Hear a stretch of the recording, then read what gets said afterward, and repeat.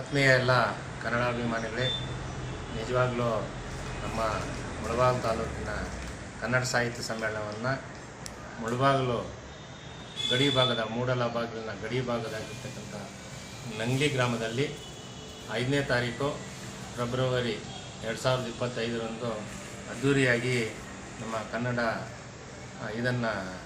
ಕನ್ನಡ ಅಭಿಮಾನಿಗಳೆಲ್ಲ ಸೇರಿ ಅದ್ಧೂರಿಯಾಗಿ ಕಾರ್ಯಕ್ರಮವನ್ನು ಆಚರಣೆ ಮಾಡ್ತಾಯಿದ್ದೀವಿ. ಈ ಒಂದು ಕಾರ್ಯಕ್ರಮಕ್ಕೆ ಸಮ್ಮೇಳನ ಅಧ್ಯಕ್ಷರಾಗಿ ನನ್ನ ಆತ್ಮೀಯರಾದಂಥ ಸೋದರರಾದಂಥ ಪ್ರಭಾಕರ್ ಗುಪ್ತಾ ಅವರು ಸಮ್ಮೇಳನದ ಸರ್ವಾಧ್ಯಕ್ಷರಾಗಿ ಆಯ್ಕೆ ಮಾಡಿದ್ದಕ್ಕೆ ಅವರಿಗೆ ನನ್ನ ವೈಯಕ್ತಿಕವಾಗಿ ಹಾಗೂ ಈ ಭಾಗದಿಂದ ಅವರಿಗೆ ಉತ್ಪೂರ್ವಕವಾದಂಥ ಧನ್ಯವಾದಗಳನ್ನು ಅರ್ಪಿಸ್ತಾಯಿದ್ವಿ.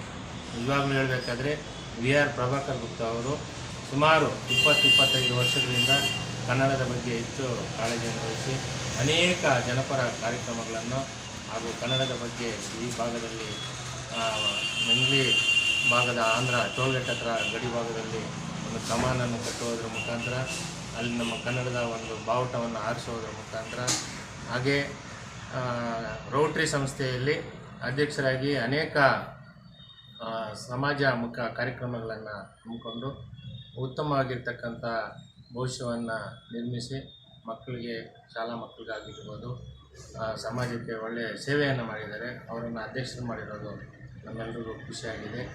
ಹಾಗೆ ಅವರು ಇನ್ನು ಜಿಲ್ಲೆಯ ಅಧ್ಯಕ್ಷರಾಗಿ ರಾಜ್ಯಾಧ್ಯಕ್ಷರಾಗಿ ಆಗಬೇಕು ಅಂತ ನನ್ನ ಆಸೆ. ಇದಕ್ಕೆ ಈ ಭಾಗದ ಎಲ್ಲ ಶಿಕ್ಷಕರು ಮತ್ತು ಮಕ್ಕಳು 5ನೇ ತಾರೀಕು ಬೆಳಗ್ಗೆ ಇದು ಈ ಕನ್ನಡ ಒಂದು ಸುಸಂಸ್ಕೃತವನ್ನು ಹೆಚ್ಚಿಸಲಿ ಅಂತ ಮಕ್ಕಳಲ್ಲಿ ಮತ್ತು ಶಿಕ್ಷಕರಲ್ಲಿ ನಾನು ಮನವಿ ಮಾಡಿಕೊಳ್ತಾ, ಹಾಗೆಯೇ ಈ ನ್ಯೂಸ್ ಮುಖಾಂತರ ನಾನು ಮನವಿ ಮಾಡ್ಕೊಳ್ಳೋದೇನೆಂದರೆ ಈ ಮುಳಬಾಗಿಲು ತಾಲೂಕಿನ ಎಲ್ಲ ಕನ್ನಡಾಭಿಮಾನಿಗಳು ಹಾಗೂ ಎಲ್ಲ ಹೋರಾಟಗಾರರು, ಸಂಘ ಸಂಸ್ಥೆಗಳ ಅಧ್ಯಕ್ಷರು, ಕಾರ್ಯದರ್ಶಿಗಳು, ಪದಾಧಿಕಾರಿಗಳು, ರೈತ ಮಿತ್ರರು, ಹಾಗೆ ವಿವಿಧ ಸಂಘಗಳಲ್ಲಿ ದುಡಿತಾ ಇರ್ತಕ್ಕಂಥ ಎಲ್ಲರೂ ಈ ಒಂದು ಕಾರ್ಯಕ್ರಮದಲ್ಲಿ ಭಾಗವಹಿಸಿ ಈ ಕಾರ್ಯಕ್ರಮವನ್ನು ಯಶಸ್ವಿ ಮಾಡಿಕೊಡ್ಬೇಕು ಅಂತ ತಮ್ಮೆಲ್ಲರಿಗೂ ಮನವಿ ಮಾಡಿಕೊಳ್ಳುತ್ತಾ ನನ್ನ ಮಾತನ್ನು ಹಿಂದಿನ ಹಲವಾರು ಕಾರ್ಯಕ್ರಮಗಳಲ್ಲಿ ನನಗೆ ಸಹಕಾರ ನೀಡಿದಂಥ ಬಾಲಾಜಿರವರು, ಅವ್ರ ಸಹಕಾರ ಸಹ ನಾನು ಮರೆಯೋಕ್ಕಾಗಲ್ಲ.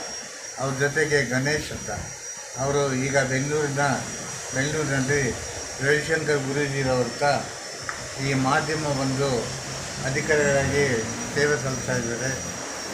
ಅವರು ಸಹ ಈ ಸಂದರ್ಭ ನಾನು ನೆನೆಯುವುದು ನನ್ನ ಆದ್ಯ ಕರ್ತವ್ಯ. ಇದರೊಟ್ಟಿಗೆ ಇವತ್ತು ಬುಧವಾರ 5ನೇ ತಾರೀಕು ನೆಂಗ್ಲಿಯಲ್ಲಿ 8ನೇ ಮುಳಬಾಗಿಲು ತಾಲೂಕು ಕನ್ನಡ ಸಾಹಿತ್ಯ ಸಮ್ಮೇಳನ ನಡೀತಾ ಇದೆಯೋ ಈ ಒಂದು ಸಮ್ಮೇಳನಕ್ಕೆ ಎಲ್ಲ ನೆಂಗ್ಲಿ ಭಾಗದ ಹಾಗೂ ಮುಳಬಾಗಿಲು ತಾಲೂಕಿನ ಹಾಗೂ ಕೋಲಾರ ಜಿಲ್ಲೆಯ ಎಲ್ಲ ಸಾರ್ವಜನಿಕ ಬಂಧುಗಳು, ಕನ್ನಡಿಗರು, ಅವರ ಕುಟುಂಬಗಳ ಜೊತೆ ಮಿತ್ರರೊಂದಿಗೆ ಬಂದು ಈ ಕಾರ್ಯಕ್ರಮಕ್ಕೆ ಅವರು ಸಹ ಉಪಸ್ಥಿತರಿದ್ದು ಅವರ ಒಂದು ಬೆಂಬಲವನ್ನು, ಆಶೀರ್ವಾದವನ್ನು ನೀಡಬೇಕೆಂದು ಈ ಸಂದರ್ಭದಲ್ಲಿ ಎಲ್ಲರಿಗೂ ನಾನು ಆರ್ಥಿಕವಾದಂಥ ಸ್ವಾಗತವನ್ನು ಬಯಸ್ತಾ ಇದ್ದೀನಿ.